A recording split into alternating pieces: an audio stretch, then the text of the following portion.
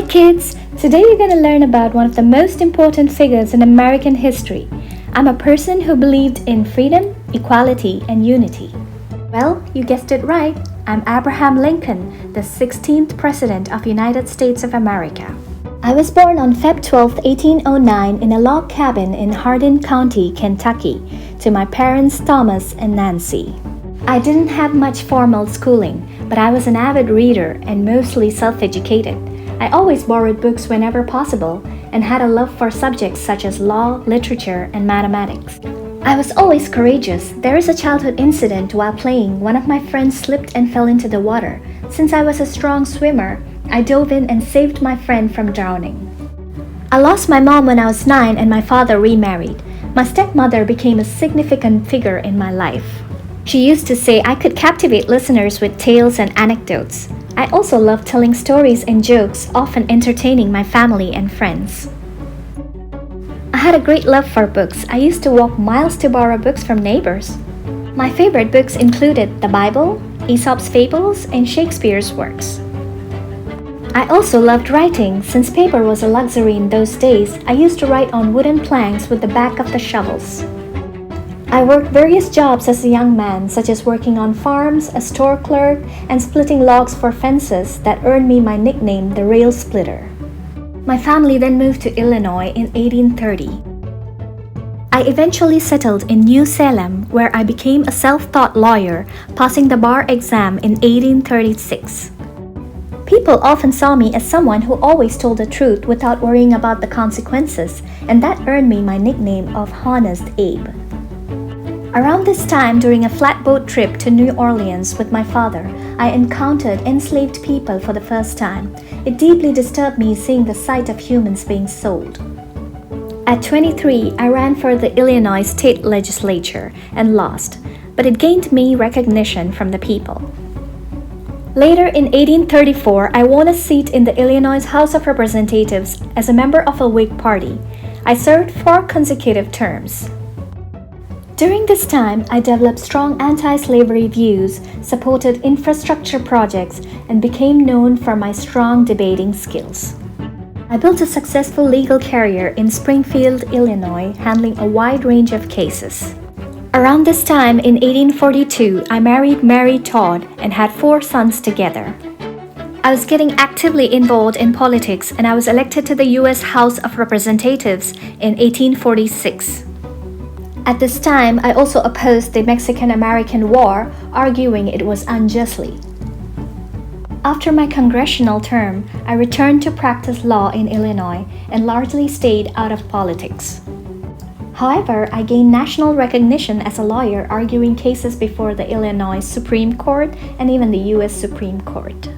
My re-entry into politics came when the Kansas-Nebraska Act that allowed the territories to decide on slavery got me really upset, and it brought me back to politics in 1854.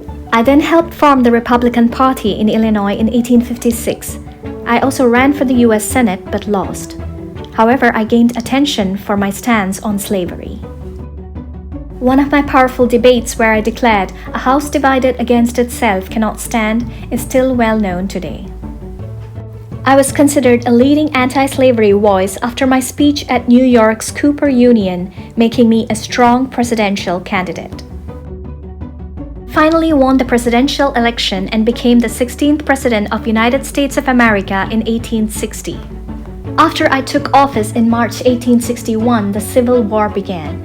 I worked hard to preserve the Union.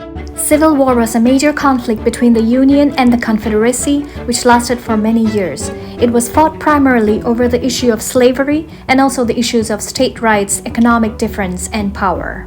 We wanted to abolish slavery while some depended on it for their agricultural economy. The northern states were called the Union and the 11 southern states formed the Confederate States of America. Southern states saw my win as a direct threat to slavery, and many of these states began moving away from the Union. I delivered my first inaugural speech stating, "We are not enemies but friends. We must not be enemies." I disliked war and I always appealed for national unity and peace. The Battle of Gettysburg was the turning point of the Civil War, weakening the Confederacy's position to fight and resulting in Union's victory.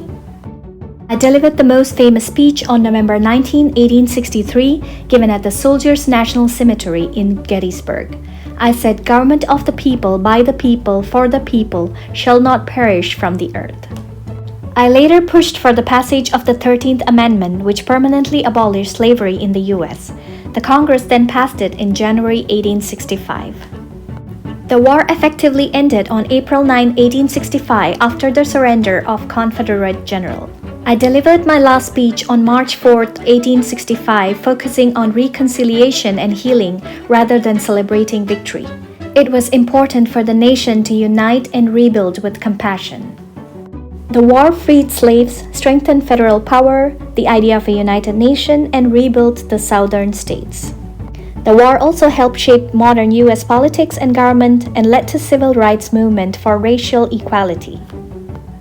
After the war ended, I was assassinated while attending a play at Ford's Theater on April 15, 1865. I was remembered as one of America's greatest presidents, and my leadership during the war continues to inspire leaders worldwide. Here are some fun facts about me.